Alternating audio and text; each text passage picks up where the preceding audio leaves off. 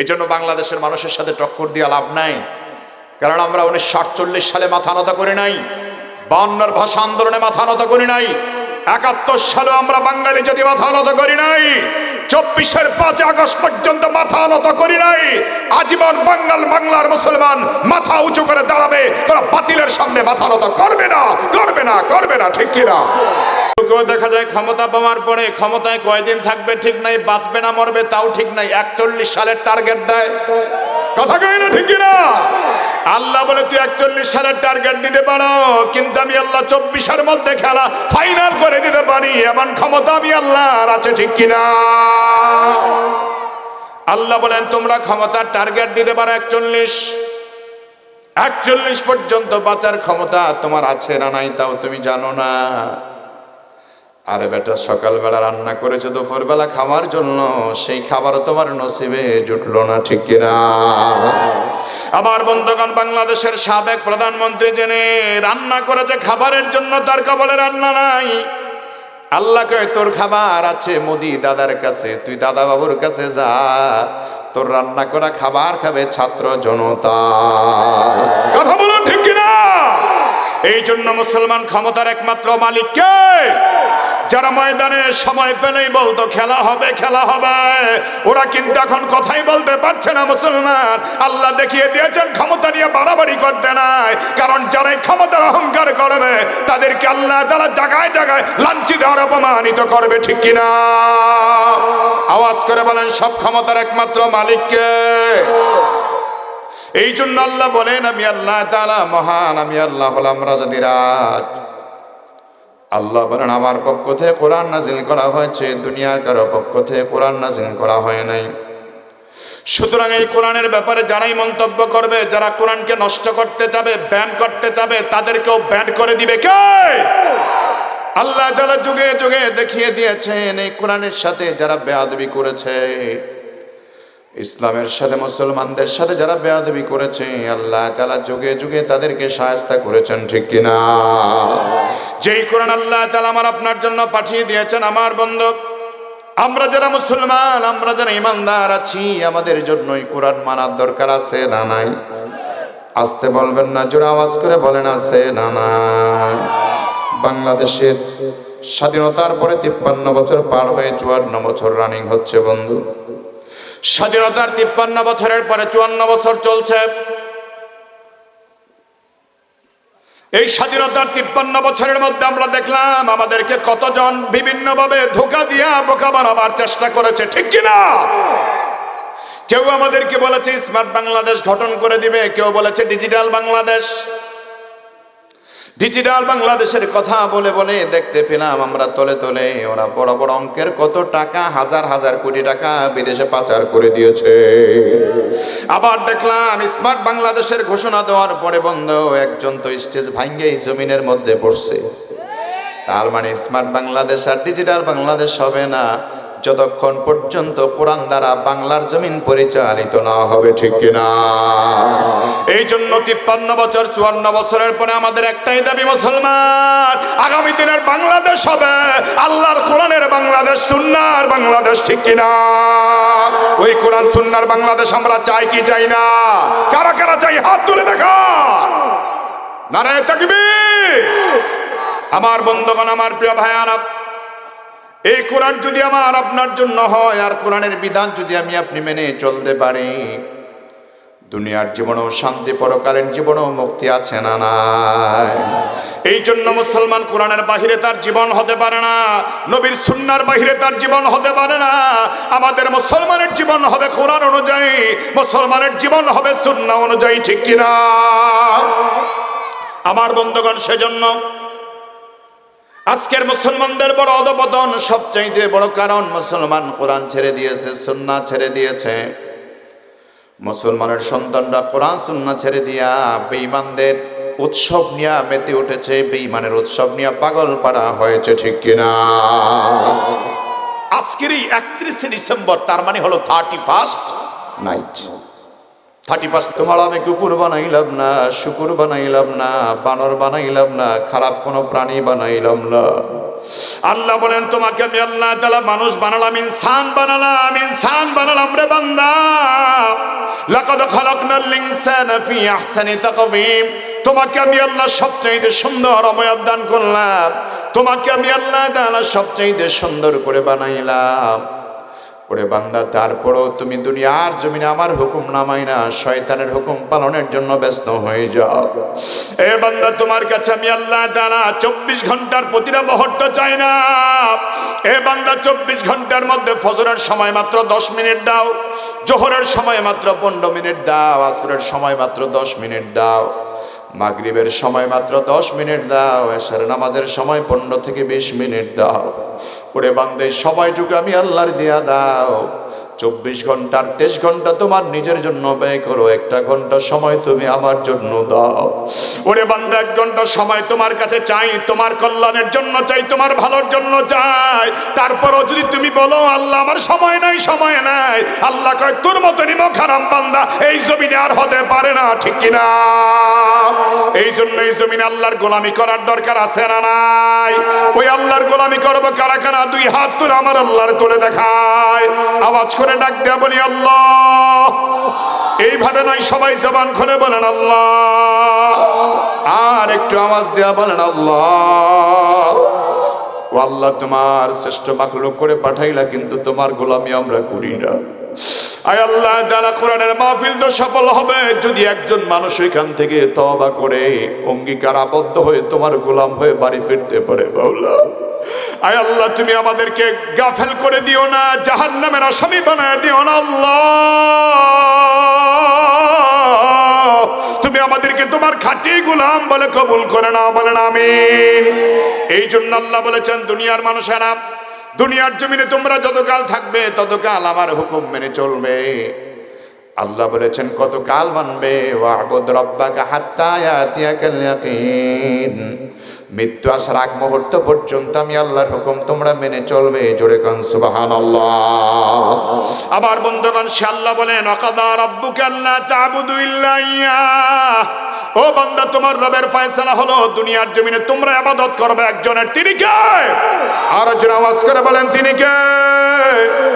আল্লাহ বলেন ইবাদত করবে একজনের, তিনি তোমার আল্লাহ, তিনি তোমার রব, তিনি তোমার রব। শুধু আমরা ইবাদত করলে হবে না বন্ধু, আমাদের পরিবারের সবাইকে আল্লাহর আবেদ বানাবার জন্য চেষ্টার দরকার আছে না নাই? আল্লাহ বলেন তারপরেও দুনিয়ার মানুষেরা, আমি আল্লাহ স্পেশাল 2টা বিষয় আদেশ দিলাম। 1 নম্বর বিষয় হলো তোমরা ইবাদত করবে আমি আল্লাহর। 2 নম্বর বিষয় হলো বিল ওয়ালিদাইনি ইহসানা, তোমরা তোমাদের মা বাবার সাথে উত্তম আচরণ করো। আমার বন্ধু, উত্তম আচরণ করার আগে কিছু কথা আমার বলতে হবে। আমার ভাইয়েরা, সে বিষয়ে আলোচনা হয়তো আজকে করা সম্ভব হবে না। তার আগে আমি আজকে সময়ের কারণগুলি বলতে চাই, সমাজের অবস্থানটা বলতে চাই। আমাদের কাছে রিপোর্ট আছে অনেক সন্তানরা বাবা মারে ধরে ধরে মারে, এরকম সন্তান আছে না নাই? বাবা মারে খাবার দিতে চায় না, এরকম কিছু নাফরমান আছে না নাই?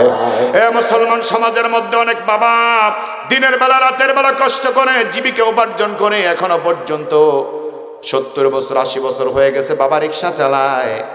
4টা ছেলে, এখনো দেখা যায় বাবার খরণ ফরজ পোষণ দেওয়ার মতো 4টা ছেলের কেউ তার দায়িত্ব নিতে চায় না। ও আমার বন্ধুগণ, শুধু তাই নয়, বাংলার জমিনে আমরা দেখতে পাই বাংলাদেশে বৃদ্ধাশ্রম তৈরি হয়েছে। এই বৃদ্ধাশ্রমের মধ্যে আমরা দেখতে পাই অনেক বড় বড় ধনী লোকের বাবারা বৃদ্ধাশ্রমের মধ্যে সময়টা কাটায়। আবার বন্ধুগণ, ধনী লোকের সন্তানেরা, ধনী লোকের বাবারা অনেক সময় বৃদ্ধাশ্রমে সময়টা কাটায় দেয়, জীবনের শেষ সময়টা তারা বৃদ্ধাশ্রমে কাটায়। তার বাস্তব প্রমাণ আপনারা জানতে পেরেছেন। জাহাঙ্গীরনগর বিশ্ববিদ্যালয়ের একজন অধ্যাপক ডক্টর আব্দুল আউয়াল সাহেবের স্ট্যাটাস হয়তো আপনাদের অনেকের নজরে পড়েছে। বাংলাদেশ প্রতিদিন পত্রিকা সহ বিভিন্ন পত্রিকায় হেডলাইন হয়েছে, অধ্যাপক আব্দুল আউয়াল সাহেব জীবনের শেষ সময়টাতে বৃদ্ধাশ্রমে কাটাচ্ছেন, বৃদ্ধাশ্রমে কাটিয়ে দিচ্ছে। আমার বন্ধুগণ, সবাই অবাক। এখন আপনারা বলেন, আজকের সমাজে এই যে বাবা মাদের উপর অত্যাচার হয়, অবিচার হয়, শুধুমাত্র একতরফা ছেলের দোষ দিলেই হবে না, বরং অনেক ক্ষেত্রে দেখা যাবে, অনুসন্ধান করলে আমার বন্ধু তথ্য প্রমাণ মিলানে পাওয়া যাবে, অনেক সময় বাবারা সন্তানদেরকে এমন গুরুত্ব দেয় না, বাবারা সন্তানদেরকে আল্লাহর পরিচয়ের শিক্ষা দেয় না, অনেক সময় সন্তানকে নামাজ কালামও শিক্ষা দেয় না, আল্লাহর বিধানটাও শিক্ষা দেয় না।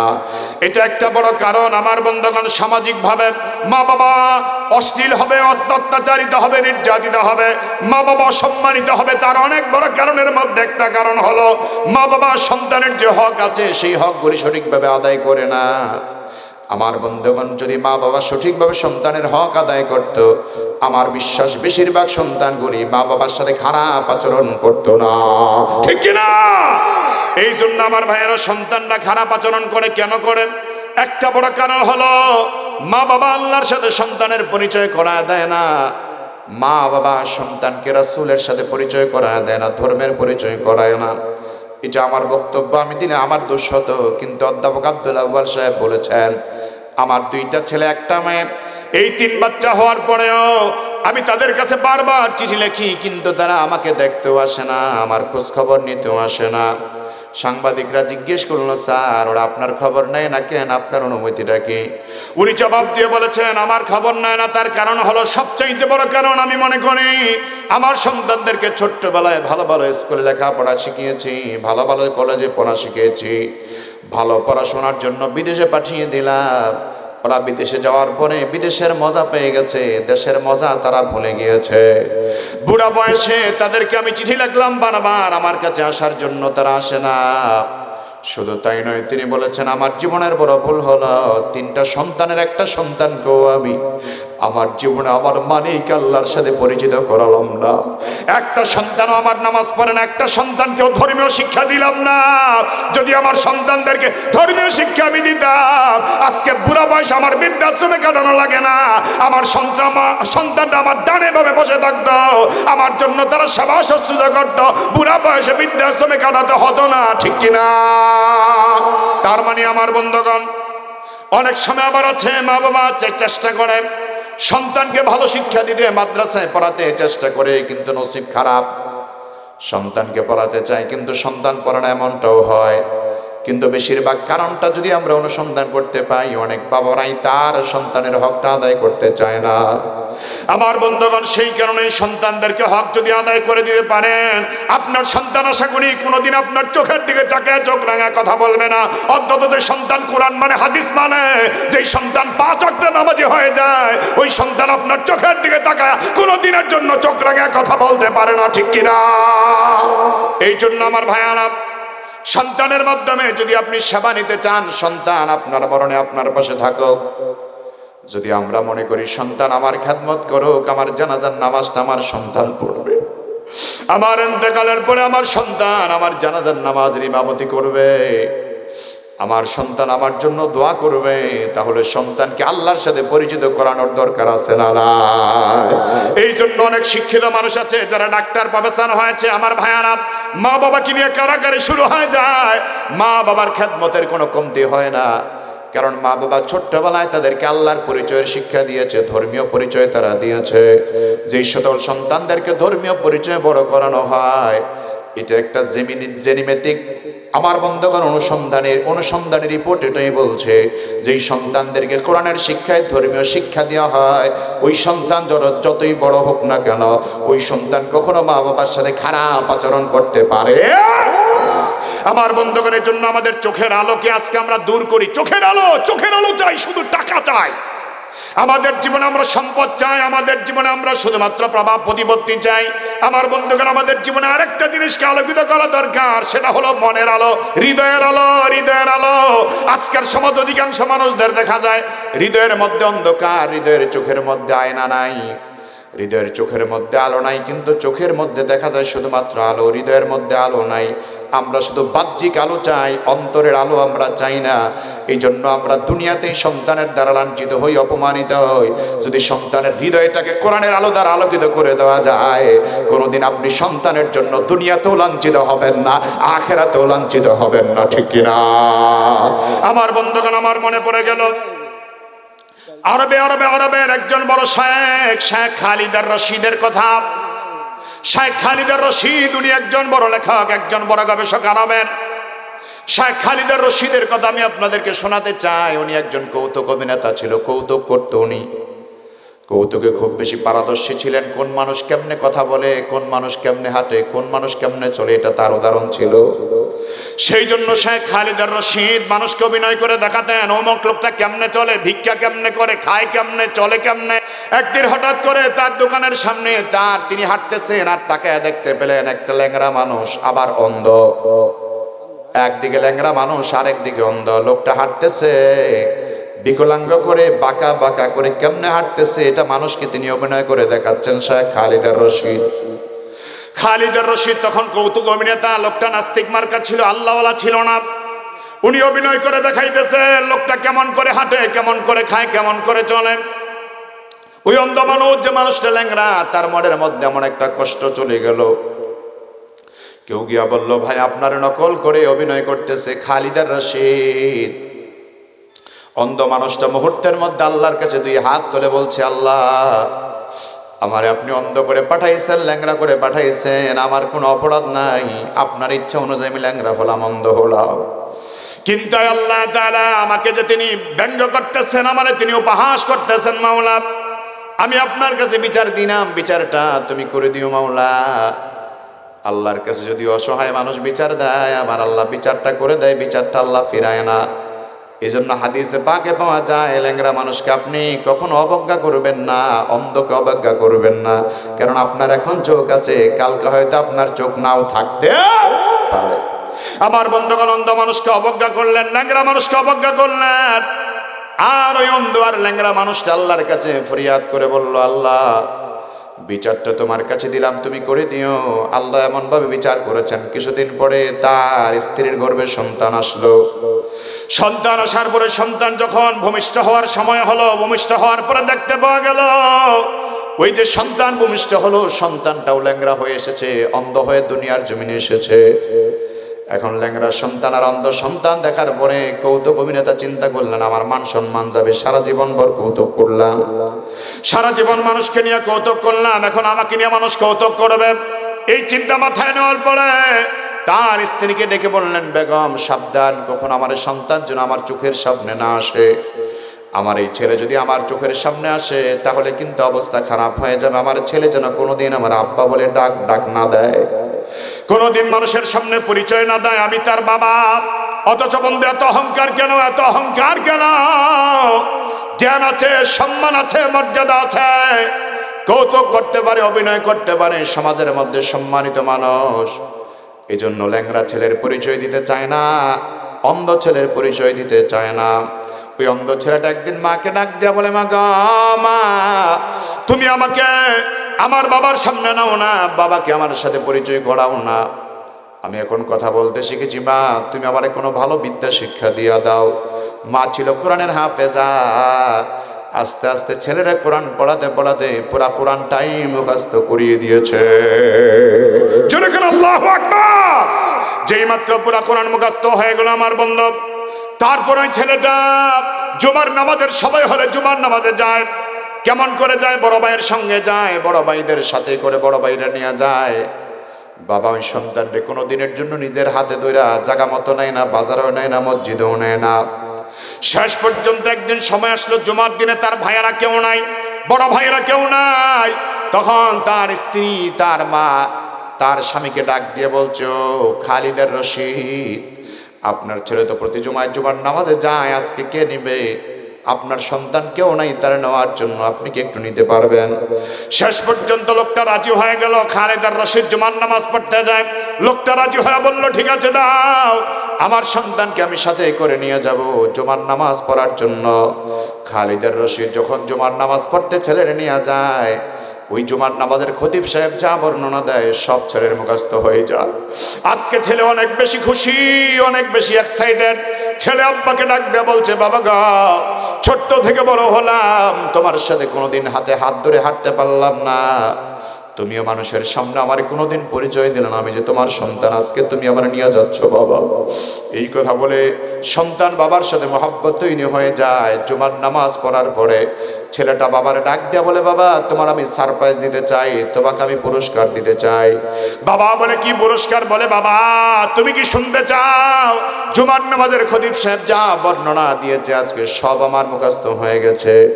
আর শোনো বাবা, তুমি কি জানো পুরা 30 পারা কোরআন আমার সিনার মধ্যে জমা হয়ে গেছে। জোরে খান আল্লাহু আকবার, আর জোরে চিল্লা বলেন আল্লাহু আকবার। 30 পারা কোরআন বাবা আমার সিনায় জমা হয়ে গেছে।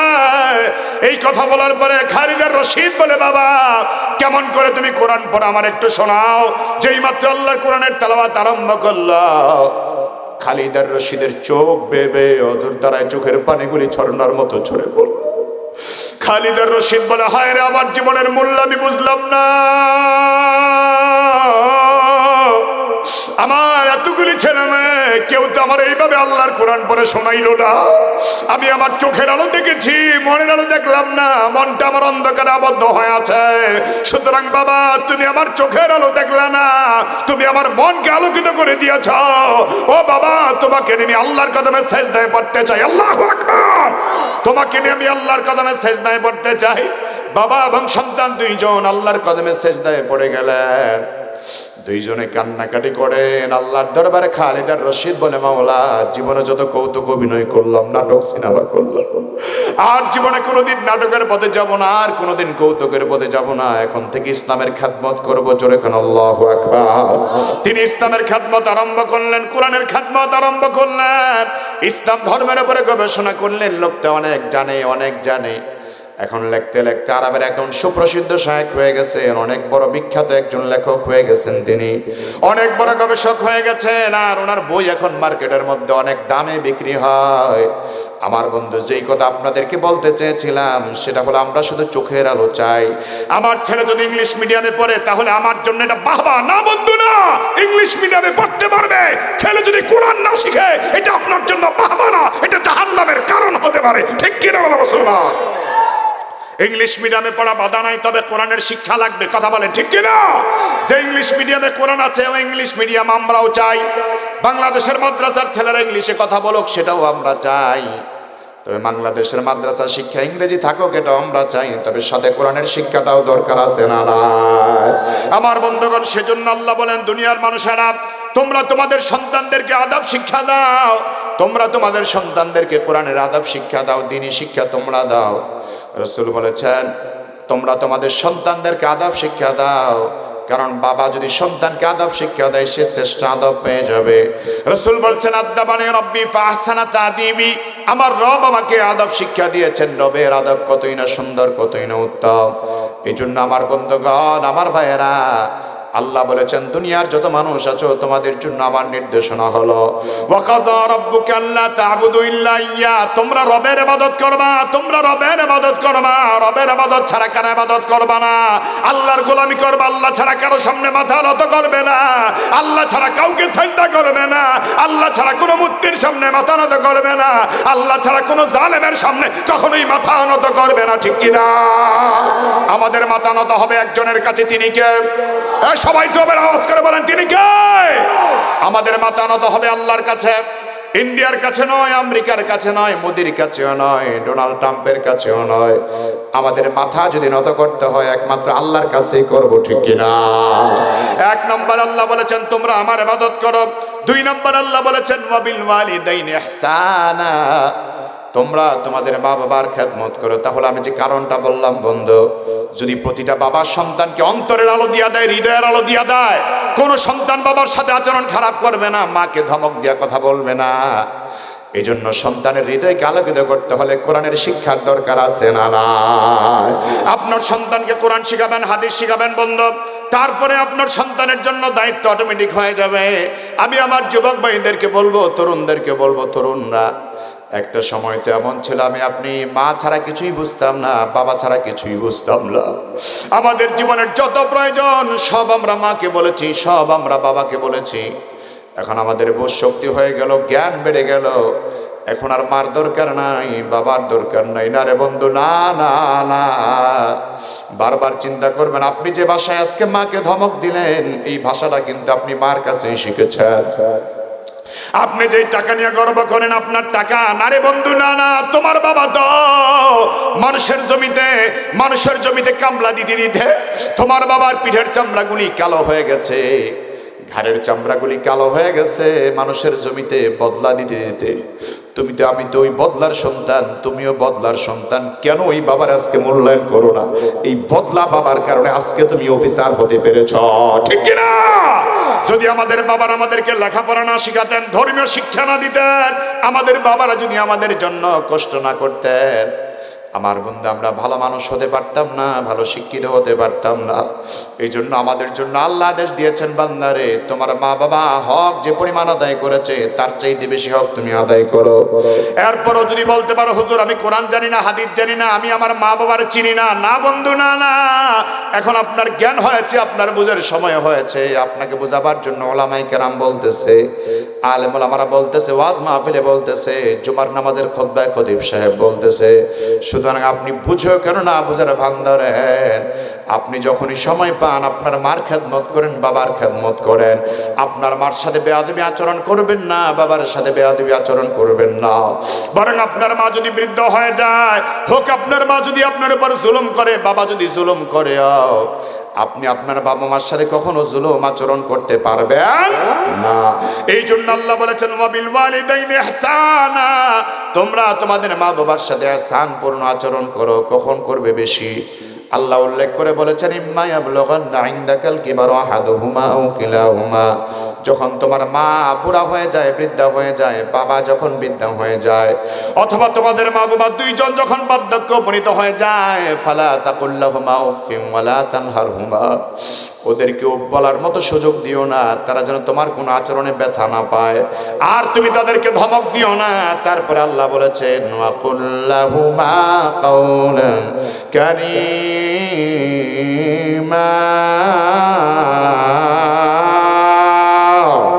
আল্লাহ বলেছেন তুমি নরম রম ভাষায় কথা বলো, ভদ্র আচরণ করো, ভালো আচরণ করো, খারাপ ভাষায় কথা বলো না, কর্কশ ভাষায় কথা বলো না।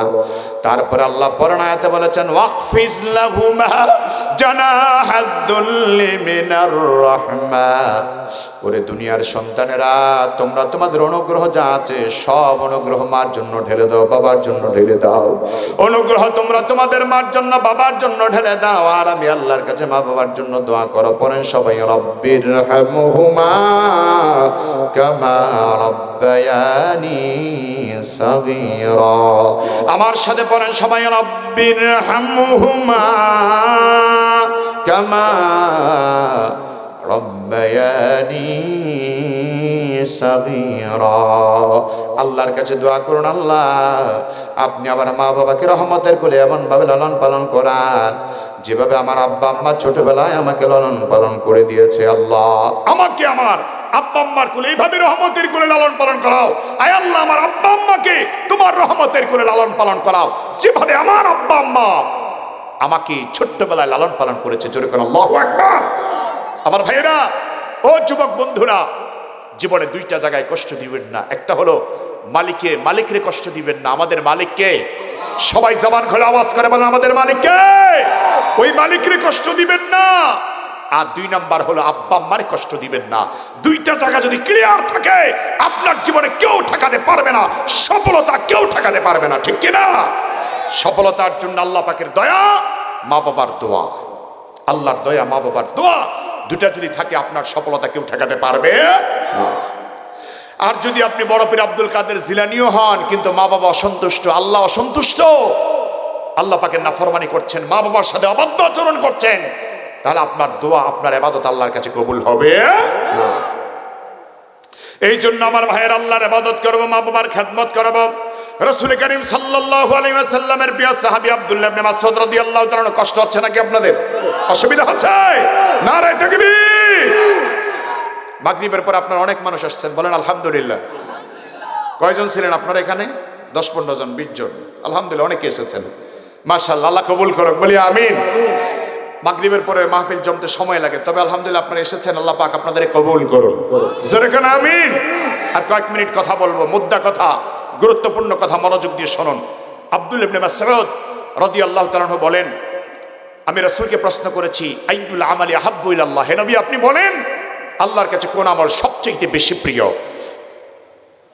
আল্লাহর কাছে কোন আমল সবচেয়ে বেশি প্রিয়? আল্লাহর হাবিব সাল্লাল্লাহু আলাইহি ওয়াসাল্লাম জবাব দিয়ে বলেছেন, আসসালাতু আলা ওয়াক্তিহা, সময় মতো নামাজ। বলেন কি মতো নামাজ? সময় মতো নামাজ। তাহলে নামাজ পড়তে সময় হলে নামাজের দরকার আছে না নাই? নামাজ কি বলো না কাজ আছে, কাজ কি বলো আমার নামাজ আছে, ঠিক কি না? নামাজ কি বলো না কাজ আছে, কাজ কি বলো আমার নামাজ আছে। সময় হলে আমাদের গড়িমসি শুরু হয়ে যায়, এটা না ওইটা, ওইটা না ওইটা না, গড়িমসি নয়, নামাজের সময় হয়েছে, নামাজ আদায় করতে হবে। মালিকের হুকুমটা আদায় করতে পারলেন তো মালিকের জিম্মাদারি আপনার উপর, আপনার উপর মালিকের জিম্মাদারি স্থাপন হয়ে গেল যে বান্দা ফজরের নামাজ পড়বে, সারাদিন ইমানের জিম্মাদারি আল্লাহর হাতে নিয়ে যাবে। কারণ যে ব্যক্তি ফজরের নামাজ পড়ে ঘর থেকে বের হয়, ইমানের ঝান্ডা নিয়ে বের হয়, জোরে করে সুবহানাল্লাহ। আর যে নামাজ না পড়ে বের হয়, শয়তানের ঝান্ডা নিয়ে বের হয়। এজন্য আমাদেরকে নামাজ সময় মতো পড়ার দরকার আছে না নাই? সাহাবী বলেন, হুজুর আল্লাহর কাছে সবচেয়ে প্রিয় আমল কোনটা? রাসূল বলেছেন, এক নম্বরে সময় মতো নামাজ, সময় মতো নামাজ, সময় মতো নামাজ। সাহাবী আবার জানতে চেয়েছেন, হুজুর সুম্মা আইয়ুন, তারপরে কোন আমলটা আল্লাহর কাছে বেশি প্রিয়? রাসূল বলছেন, বিররুল ওয়ালিদাইন, তোমার মা বাবার সাথে ভালো আচরণ, তোমার মা বাবার খেদমত। জোরে কোন আল্লাহু আকবার। সাহাবী আবার প্রশ্ন করলেন, হুজুর তারপরে কোন আমল? সুম্মা আইয়ুন, তারপরে কোন আমল আল্লাহর কাছে বেশি প্রিয়? রাসূল সাল্লাল্লাহু আলাইহি সাল্লাম জবাব দিয়ে বলেছেন, আল জিহাদু ফি সাবিলিল্লাহ, আল্লাহর পথে জিহাদ করা, আল্লাহর পথে লড়াই করা। সুবহানাল্লাহ, আল্লাহর পথে লড়াই, আল্লাহর পথে জিহাদ। তার মানে জিহাদের চাইতেও রাসূল মা বাবার খেদমতের গুরুত্ব বেশি দিয়েছেন। কেন দিয়েছেন? আপনার মা যদি অসুস্থ থাকে, বাবা যদি অসুস্থ হয়, ওই অসুস্থ বাবার খেদমতের কেউ নাই। রাসূল বলেছে, তুমি তোমার মার খেদমত করো, জিহাদে যাওয়ার দরকার। তাহলে বোঝা গেল মা বাবার খেদমতের গুরুত্ব আছে না নাই? আমাদের মা বাবা যদি আমাদের সাথে কোনো আচরণ খারাপ করেও, ওই মাকে মাফ করে দিব, যেই মা আমাকে 10 মাস 10 দিন পেটে নিয়েছে। বাবার প্রতি কোনো অভিযোগ করব না। অনেক সন্তানকে, বাবা তুমি আমার কি দিছো, এটা একজন বাবার জন্য সবচেয়ে বড় কষ্টদায়ক, সবচেয়ে বড় কষ্টদায়ক কথা। সন্তান যখন বলে, বাবা তুমি তো আমার কিছুই দিলা না, এরকম সন্তান আছে না নাই?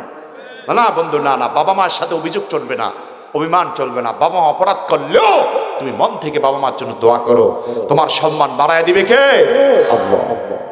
আর আমরা যারা বাবা মা আছি, আমরা আমাদের সন্তানদের হক আদায় করার জন্য সর্বাত্মক চেষ্টা করব। যদি করতে পারি, আমার সন্তান দুনিয়াতে আমার জন্য কল্যাণ, আখিরাতে কল্যাণ বয়ে আনবে। আমাদের বাড়িধারা এলাকায় একজন ইমাম সাহেব আমাদের কলিগ, উনি বলছেন, হুজুর দোস্ত এইভাবে একজনের জানাজার নামাজ পড়তে গেছে, লোকটা ইঞ্জিনিয়ার ছিল, অনেক বড় ইঞ্জিনিয়ার, বাংলাদেশের নাম করা ইঞ্জিনিয়ার।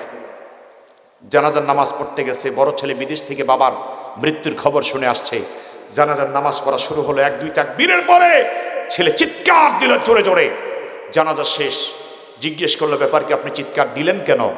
বলে, আমি জীবনে কত কিছু শিখেছি, আমার বাবার মৃত্যুর পরে জানাজার নামাজের কোন দোয়া পড়ে এটা আমি শিখতে পারিনি, এই জন্য আমার মনে আবেগ এসেছে, চিৎকার দিয়েছি। কি শিখলাম জীবনে? বাবার জানাজার নামাজের দোয়াটাই তো শিখলাম। তাহলে আমার ভাইয়েরা, সন্তানদেরকে জানাজার দোয়া শেখানোর দরকার আছে না নাই? এই জানাজার দোয়া শিখতে হলে মাদ্রাসা শিক্ষার প্রয়োজন আছে না নাই? আপনাদের এখানে মাদ্রাসা আছে না? আলহামদুলিল্লাহ, আল্লাহ কবুল করুক বলি আমিন। অনেক ছেলের এখানে পড়াশোনা করে। আমি বলি, বুনিয়াদী শিক্ষা হবে আমাদের কোরআন এবং সুন্নাহর শিক্ষা, ধর্মীয় শিক্ষা। কথা বলুন ঠিক কিনা?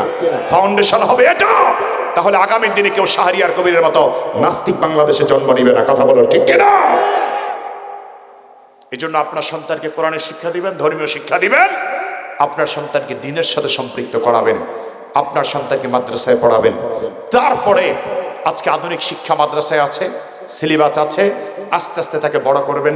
সে যে বিষয়ে পড়তে চায় তাকে ছেড়ে দিবেন, ইনশাল্লাহ আপনার সন্তান কাঙ্ক্ষিত লক্ষ্যে পৌঁছতে পারবে। আমরাও দোয়া করি, আমি আপনাদের কাছে দোয়া চাই, আল্লাহ পাক যেন আমাদের প্রত্যেকের সন্তানগুলিকে ভালো মানুষ হিসেবে কবুল করেন, মা বাবার নেক সন্তান হিসেবে কবুল করেন। জোরে বলেন আমিন। আমার কথায়, আমার আলোচনায় কি আপনারা কষ্ট পেয়েছেন? আজকের এই আলোচনায় বেজার হয়েছেন?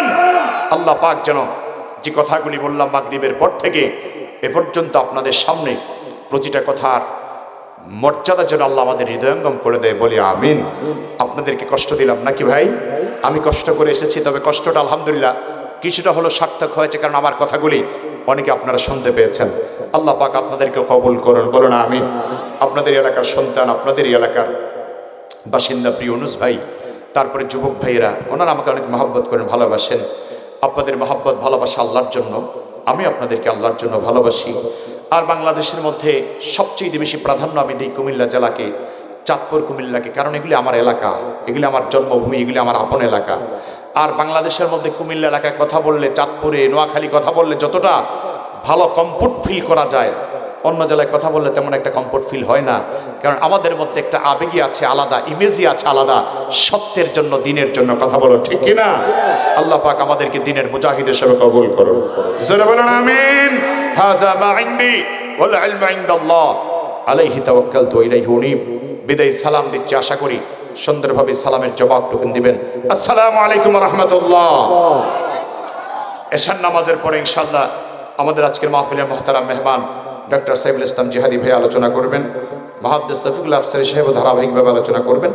আপনার নামাজের পরে আর দেরি করবেন না, বসে যাবেন, চা গল্প আড্ডা ফাড্ডায় না গিয়ে মাহফিলের পরিবেশে বসে যাবেন ইনশাআল্লাহ।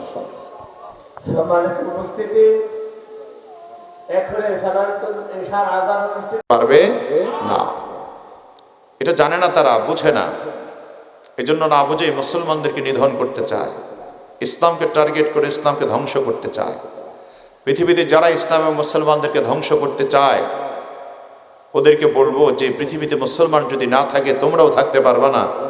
মুসলমান আছে বলে এখনো সূর্য আলো দেয়, মুসলমান টিকে আছে বলে এখনো আকাশ থেকে বৃষ্টি নাজিল হয়, মুসলমান আছে বলে এখনো আমরা অক্সিজেন পাই, মুসলমান আছে বলে আমরা আলো বাতাস পাই, মুসলমান আছে বলে জমিনের ফসল ফলাদি আমরা পাই। যেদিন মুসলমান থাকবে না সেদিন আকাশ জমিন কিছুই থাকবে না, সব আল্লাহ চূর্ণ বিচূর্ণ করে দিবেন, ঠিক কিনা?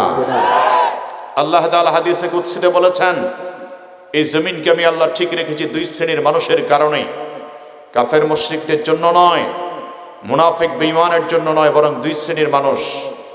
এক শ্রেণী হচ্ছে আমিরুন আল মাসাজিদ, যারা মসজিদকে আবাদ করে, আর দুই নম্বর হলো মুস্তাগফিরিন বিল্লাহ সাহ, যারা রাত্র গভীরে তাহাজ্জুদের নামাজ আদায় করে মুসল্লার মধ্যে বসে বসে চোখের পানি ছাড়ে আর বলে, মাবুদ আমার অপরাধের কারণে পৃথিবীর মানুষকে আযাব দিয়ে ধ্বংস করে দিও না, আমার পাপের কারণে পৃথিবীর মানুষকে আযাব দিও না, গজব দিও না। এই দুই শ্রেণীর মানুষের জন্য আল্লাহ আকাশ জমিনকে ঠিক রেখেছেন। এই দুই শ্রেণীর মানুষ একমাত্র মুসলমানদের মধ্যেই পাওয়া যায়, কাফের মুশরিকদের মধ্যে এই দুই শ্রেণীর মানুষ পাওয়া যায় না, ঠিক কিনা? সুতরাং মুসলমান যদি না থাকে তাহলে পৃথিবীতে কেউ থাকতে পারবে? কথা বলেন, থাকতে পারবে? আমার বন্ধুগণ, এই জন্য পৃথিবীতে মুসলমানদের উপর যারা টার্গেট করে হামলা চালিয়েছে, অত্যাচার চালিয়েছে, নির্যাতন চালিয়েছে, তাদেরকে বোঝা উচিত যে মুসলমানদেরকে থাকা দরকার। এই জন্য আমরা মুসলমান যারা বাড়িওয়ালা আছি আমাদেরকেও বদ্ধ পরিকল্পনা গ্রহণ করতে হবে। এই জমিনে যতকাল থাকবো ততকাল আল্লাহর গোলামি করে বেঁচে থাকবো, কোনো বাতিল বেঈমানের সাথে সামনে কখনো মাথা নত করবো না। আর একটু জোরে বলেন, ঠিক কিনা?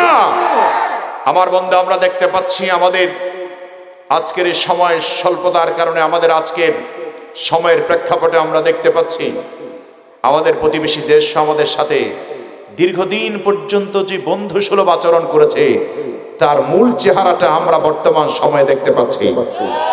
ওদের এই আচরণ ছিল শুধুমাত্র আমাদেরকে ক্রোক করা, আমাদেরকে ধ্বংস করা, আমাদেরকে শোষণ করা, এই ছাড়া ইন্ডিয়ার আর কোনো উদ্দেশ্য ছিল না। কথা বলুন, ঠিক কিনা? সুতরাং তারাও আমাদের দিকে বেঁকে বসেছে, আমাদের দিকে বড় বড় চোখ করে তাকায়।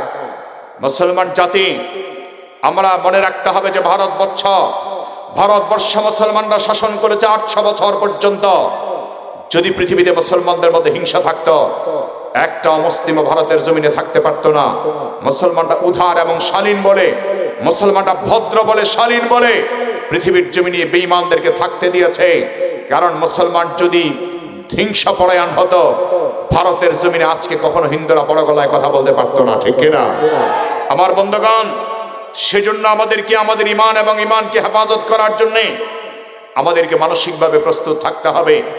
হয়তোবা কোনো একদিন গজওয়াতুল হিন্দের ডাক আসতে পারে, হয়তোবা কোনো একদিন ঈসা আলাইহিস সালামের ডাক আসতে পারে, হয়তোবা কোনো একদিন পৃথিবীতে ইমাম মাহদী আলাইহিস সালাম নাজিল হতে পারে, আগমন করতে পারে, পৃথিবীর মুসলমানদেরকে বলতে পারে। সুতরাং আমাদের মুসলমানদেরকে বদ্ধকর পরিকল্পনা গ্রহণ করতে হবে। আমার এই বাংলার জমিনে যদি কোনো বেঈমান, কোনো নাফরমান, কোনো গাদ্দার চোখ তুলে তাকাতে চায়, আমরা শাহজালালের ভূমিকা নিয়ে তাদের বিরুদ্ধে মোকাবেলায় লিপ্ত হব, ঠিক কিনা? রাজি আছেন মুসলমান? কারা কারা জিহাদ তুলে দেখা?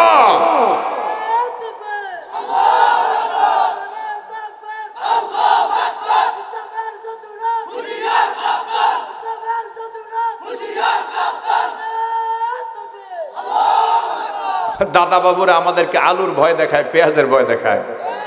কথা বলেন ঠিক কি না? এখন আলু আর পেঁয়াজ তোরা খা, জনমের মতো খা, লাডি লইয়া খা। ওরা আলু আর পেঁয়াজ নেওয়ার কান্নাকাটি শুরু করে দিয়েছে। বাংলাদেশ যদি আলু আর পেঁয়াজ খরিদ না করে, ওদের ভিক্ষা করা ছাড়া উপায় থাকবে না। এই জন্য আমরা বাড়িওয়ালা হিসেবে বাড়িওয়ালার আওয়াজ দেওয়ার দরকার আছে না নাই? আওয়াজ করে আরেকবার বলেন তো আল্লাহু আকবার। আল্লাহ রাব্বুল আলামিন আমাদের সবাইকে কবুল করুন, বলুন আমিন। সময় খুব লম্বা নিয়ে, এই জন্য আমি আমার মূল আলোচনার দিকে যাচ্ছি। আমরা যে কোরআন থেকে কথা শুনবে, কোরআন নাজিল করেছেন কে? আল্লাহ রাব্বুল আলামিন বলেন, ও পৃথিবীর মানুষেরা, ও পৃথিবীর ইমানদারেরা, দুনিয়ার জমিনে আমি আল্লাহ তাআলা তোমাদের জন্য যে কোরআন পাঠিয়ে দিলাম, এই কোরআনকে আমি আল্লাহ তাআলা পৃথিবীর সবচাইতে শ্রেষ্ঠ ধর্মীয় গ্রন্থ করে পাঠিয়ে দিলাম। সুবহানাল্লাহ। আল্লাহ তাআলা কোরআনে পাকে বলেন, ও দুনিয়ার মানুষেরা, তানজিলুল কিতাবি মিনাল্লাহিল আজিজিল হাকীম।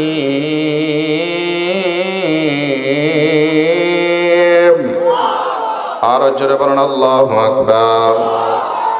আল্লাহ বলেন, ও দুনিয়ার ইমানদারেরা, ও বিশ্ববাসীরা, ও পৃথিবীর মানুষেরা, তানজিলুল কিতাবি মিনাল্লাহিল আজিজিল হামিদ। আল্লাহ বলেন, আমি আল্লাহ এমন এক ক্ষমতাওয়ালা, এমন এক মালিক, আমি আল্লাহ তাআলা রাজাদের মহান আল্লাহর পক্ষ থেকে আমি আল্লাহ কোরআন নাজিল করে দিলাম। সুবহানাল্লাহ। এই কোরআন দুনিয়ার কারো পক্ষ থেকে নাজিল হয় নাই, নাজিল করেছেন একজন, তিনি কে? আসতে বলবেন না, জোরে বলেন তিনি কে? আল্লাহ তাআলা কোরআনের ব্যাপারে কথা বলতে গিয়ে রব্বুল আলামিন কোরআনে কারীমের ব্যাপারে চমৎকার একটি কথা বলেছেন। আল্লাহ বলেন, তানজিলুল কিতাবি মিনাল্লাহিল আজিজিল হাকীম। আমি আল্লাহ হলাম মহাপরাক্রমশালী, আমি আল্লাহর পক্ষ থেকে কোরআন নাজিল করা হয়েছে। এবং আল্লাহ তাআলা হলেন সবচাইতে বড় বিজ্ঞানময়, সবচাইতে বড় বিজ্ঞানী। এই দুনিয়ার জমিনে যত বিজ্ঞানী আছে বন্ধু, সবচাইতে বড় বিজ্ঞানীর নাম কি? আল্লাহ। সবচাইতে বড় বিজ্ঞানীর নাম কি? এই দুনিয়ার জমিনে সবচাইতে বড় বিজ্ঞানী কে? আল্লাহ তাআলা হলেন সবচাইতে বড় বিজ্ঞানী, সবচাইতে বড় কৌশলী। এবং আল্লাহ তাআলা হলেন রাজাদিরাজ, আল্লাহ হলেন মহাপরাক্রমশালী। আল্লাহ তাআলা কেমন মহাপরাক্রমশালী চিন্তা করলে আমরা দেখতে পাই দুনিয়ার জমিনে ক্ষমতার জন্য আন্দোলন আছে না নাই? কথা বলেন না কেন, আছে না নাই? এজন্য শাহজালাল রহমাতুল্লাহ আলাইহি চলে গেলেও শাহজালালের অনুসারীরা এই জমিনে আছে না নাই? আমরা শাহজালালের অনুসারী হয়ে থাকতে চাই, গৌর গোবিন্দের নয়। আমরা তারিক বিন জিয়াদের অনুসারী হয়ে থাকতে চাই, জালেম কাফের বেঈমানদের নয়। আমরা খালেদ বিন ওয়ালিদের উত্তরসূরি হয়ে থাকতে চাই, আবু জাহেলের নয়। এজন্য আমাদের বিরুদ্ধে যারা অবস্থান নিবে, আমরা ভদ্র আচরণ করব। যদি আমাদের উপর ঘাড়ে বসতে চায়, আমরাও ঘাড় ধরে নাড়া দিব। কথা বলুন ঠিক কিনা?